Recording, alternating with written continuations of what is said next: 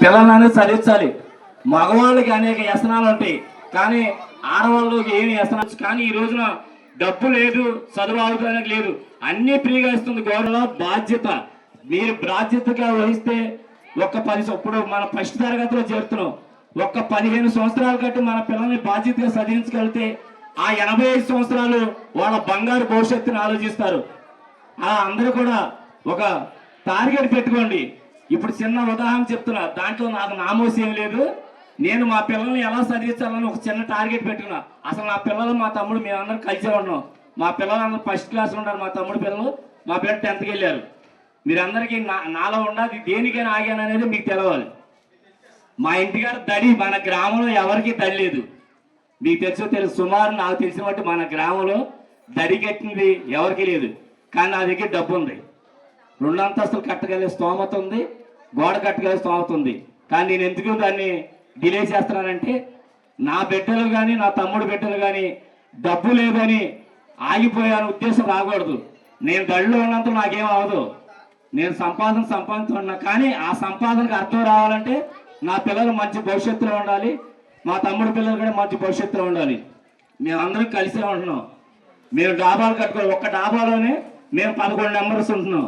ఎందుకుంటున్నాం అంటే ఆ 11 మంది కూడా అది చాలదు. కానీ నా టార్గెట్ ఏంటంటే డబ్బు సంపాదనతో ఇక వేరే రాష్ట్రానికి వెళ్ళాలన్నా లేకపోతే ఇతర కంట్రీలకు వెళ్ళాలన్నా డబ్బు కూడా ముఖ్యమే. చదువుతో పాటు డబ్బు ముఖ్యమే. మనం ఎప్పుడు డబ్బు కూడా తక్కువ అంచనా వేయద్దు. మీరు అందరూ రూపాయి కూడబెట్టండి. మీరు డాబాలు కట్టక్కర్లేదు, మీ ఇంటి చుట్టూ పారిగోళ్ళు కట్టక్కర్లేదు. ఆ అమ్మాయి ఎవరో ట్రైల్ చేశారని మీరు ట్రైల్ చేయొద్దు. వాళ్ళు ఎవరో ఏసీ గదులు పెట్టినారని మీరు ఏసీ గదులు పెట్టుకోవద్దు. ఎందుకు చెప్తున్నానంటే ముందర మన టార్గెట్ మన పిల్లల భవిష్యత్తు. మనం కారులో తిరిగేస్తే మన పిల్లలు ఎవరు కారులో తిరగరు. మనం కాలి బాటను నడిస్తే మన పిల్లలు అదే కాలి బాటను కారు ఎక్కే స్టేజ్కి రావాలి. ఆ స్టేజ్ ఎలా ఇవ్వగలం మనం? మీరు 10 ఎకరాలు ఎవరో ఇవ్వలేం, కానీ ఫస్ట్ నుంచి చదివించాలి.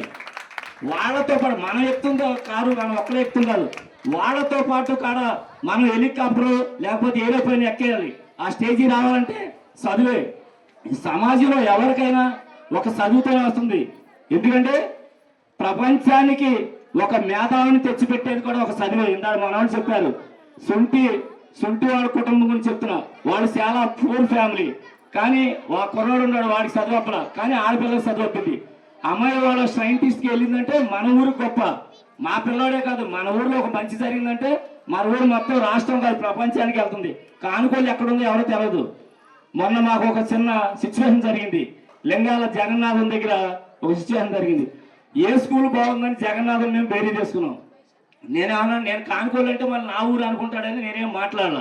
ఏం బాగుంటుందో మీరే చెప్పండి అన్నాం.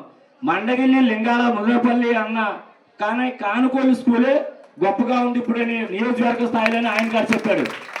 అది నాకు తెలుసు, కానీ నేను చెప్తే నా ఊరు గొప్ప నేను చెప్పినట్టుంది. కానీ ఆయన చెప్తే నాకు నిజంగా సంతోషం అనిపించింది. అంటే మా పిల్లలు చదవకపోయినా ఈ స్కూల్లో, కానీ కానుకోళ్ళని మన నియోజకవర్గంలో నెంబర్ 1 స్థానంలో నిలబెట్టినందుకు వరకు టీచర్లు అందరికీ వాళ్ళకి పాదాభివందనం చేస్తున్నాను. అలాగే మీరందరూ మరొకసారి నేనేదో ఎక్కువగా చెప్తున్నాను కాదు, బాధ్యత తీసుకోండి. మనం ఒక్క 15 సంవత్సరాల కానీ పిల్లల్ని బాధ్యతగా పెంచితే 85 సంవత్సరాలు వాళ్ళని మన బాధ్యతగా పెంచుతారు. ఆదాయం పెరగాలంటే ఎక్కడ పెరుగుద్ది? మనం ఆస్తులు ఇవ్వలేము. చదివిస్తాకి ఎంత డబ్బు అవదు వాడేమి. అన్ని మంచి మార్కులతో మంచి మంచి కాలేజీలు ఉన్నాయి. ఇంతవరకు చాలా మంది ఇప్పుడు థామస్ గారు చెప్పారు, థామస్ గారి పిల్లలు అందరూ చదివారు. కానీ నాకు తెలిసి ఆ రోజున థామస్ గారికి ఆర్థిక బలం లేకే వాళ్ళ పిల్లలు ఇంకా ఎదరికి వెళ్ళలేదు. కానీ వాళ్ళందరూ ఇక్కడ ఉన్న వాళ్ళకన్నా ఎక్కువ చదువుగలిగేవాళ్ళు. ఎస్సీ ఎస్టీలో పిల్లలు ఎక్కువ మంది చదువుకుంటున్నారంటే వాళ్ళని చదివించడానికి ఇంతవరకు స్థామత ఉండేది కాదు, తక్కువ మంది ఉద్యోగాలకు వెళ్ళేవాళ్ళు. అలాగే ఏ పిల్లవాడైనా డబ్బు లేదు, నా తల్లిదండ్రుల దగ్గర డబ్బు లేదు అనే ఉద్దేశం వాళ్ళు కలిగితే వాళ్ళు చదవరు. ఏదో చిన్న పని చేయాలనో లేకపోతే చిన్న ఉద్యోగం చేయాలని ఉంటారు. కానీ వాళ్ళకి చెప్పమాకండి, మన దగ్గర ఎంత డబ్బు ఉంది, మన దగ్గర ఎంత లేదో చెప్పమాకండి. పిల్లలందరూ కూడా ఒకసారి మీరు అందరూ గ్రహించండి, మీ తల్లిదండ్రులు పనికెళ్ళి కష్టపడి మిమ్మల్ని చదువుతున్నారు, అది గుర్తించుకోండి. మీరు వాళ్ళకి ఆశ్చర్యం అక్కర్లా, ఏం చూడక్కర్లా, కానీ మీ భవిష్యత్తు బాగుంటేనే మరి మీ తల్లిదండ్రులు కూడా సంతోషిస్తారు. అలాగే తల్లికి వందనం కింద మన గ్రామంలో 401 మందికి పడింది, 51 మందికి పడలేదు. అది మన చిన్నపాటలో పల్నాడు గారు ఉంది, ఇక్కడ పగేళ్ళ పావని గారు ఉంది. ఆ అమ్మాయి 20 సెంటు పొలం ఉంటే ఆ అమ్మాయి 20 సెంటు పొలానికి 20 ఎకరాల తొట్టులో ఆయన కరెంట్ మీటర్ పెట్టాడు ఆవిడ పేరున. ఆవిడకి 4,000 రూపాయలు కరెంట్ బిల్లు వస్తుంది. అది ఎలా ఉంది? మన ఏఈ గారి దగ్గరికి వెళ్ళి చేయించుకోవాలి, వాళ్ళు వదిలేశారు. నిరుడు 2 సంవత్సరాలు పోయిన దానికి ఈ సంవత్సరం 2 సంవత్సరాలు పోయింది. అసమంటో 51 మంది ఉంది. మీరు ఎవరికైనా తల్లికి వందనం పడలేదంటే మా దగ్గర రండి, మేము తీసుకెళ్తాం. మీ దగ్గరుండి అది సరిచేసి మీకు తల్లి వందనం పడేదాల్సి వస్తాం. టీచర్లు అందరూ కూడా, టీచర్లకు ఒక దేవుడిచ్చిన గొప్ప వరం ఒకటి ఉంది ఇక్కడ చెప్పాలి. మనం లక్షలు తెచ్చే ఇంజనీర్ కన్నా, కోట్లు తెచ్చే డాక్టర్ల కన్నా వేలు తెచ్చే టీచర్ మీద. ఎందుకంటున్నానంటే ఒక తల్లికి ఒక బిడ్డ, 3 బిడ్డలు, 4 బిడ్డలు ఉంటారు.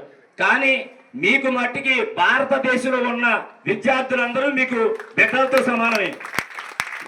ఒక బిడ్డ ఉంటే ఒక బిడ్డ చదవకపోవచ్చు, 2 బిడ్డలు ఉంటే 2 బిడ్డలు చదవచ్చు. కానీ భారతదేశంలో ఉన్న అందరూ కూడా ఎవరో ప్రయోజనం అవుతారు. ఆ ఒక్క ప్రయోజకుడైనా సరే మీరు సంతోషపడతారు. మీకున్న గొప్ప వరం. మరి మేము కూడా మా పిల్లల్లో ఎవరినో ఒకరిని టీచర్గా చదివించాలని నా మనస్ఫూర్తిగా కోరుకుంటూ ఈ అవకాశం ఇచ్చిన మీ అందరికీ ధన్యవాదాలు తెలుపుతున్నాను.